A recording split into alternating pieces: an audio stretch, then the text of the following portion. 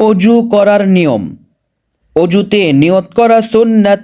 নিয়ত মনে মনে ভাবা, চিন্তা করা, সংকল্প করা, এটাই নিয়ত। বিসমিল্লাহ ও দোয়া পড়া সুন্নাত। দোনো হাতের কবজি সহ 3 বার ধোয়া সুন্নাত। 3 বার মিসওয়াক করা সুন্নাত।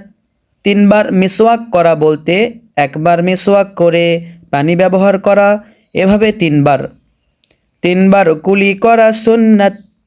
গড়গড়া করিয়া কুলি করা, তবে অবশ্যই সিয়াম অবস্থাতে গড়গড়া করিয়া কুলি করলে পানি ভিতরে প্রবেশ হতে পারে, এই জন্য স্বাভাবিকভাবেই কুলি করে নেওয়া।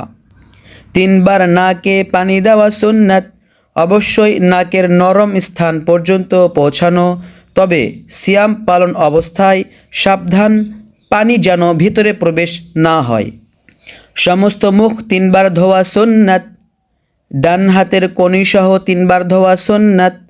বাম হাতের কনুই সহ 3 বার ধোয়া সুন্নাত। অবশ্যই প্রত্যেক অঙ্গ মালিশ করে ধোয়া, যেন একটি লোমও শুকনো না থাকে। দোনো হাতের আঙ্গুলি হিলাল করা সুন্নাত। সমস্ত মাথা 1 বার মাসেহ করা সুন্নাত। কান মাসেহ করা সুন্নাত। ডান পায়ের টাকনু সহ 3 বার ধোয়া সুন্নাত। বাম পায়ের টাকনু সহ 3 বার ধোয়া সুন্নাত। দোনো পায়ের আঙ্গুলি হিলাল করা সুন্নাত। অজু শেষ করে বলতে হবে, আশহাদু আল্লা ইলাহা ইল্লাল্লাহু ওয়াহদাহু লা শারীকা লাহু ওয়া আশহাদু আন্না মুহাম্মাদান আবদুহু ওয়া রাসূলুহু। আল্লাহুম্মা জাআলনি মিনাত তাওয়াবিনা ওয়াজআলনি মিনাল মুতাতাহহিরিন।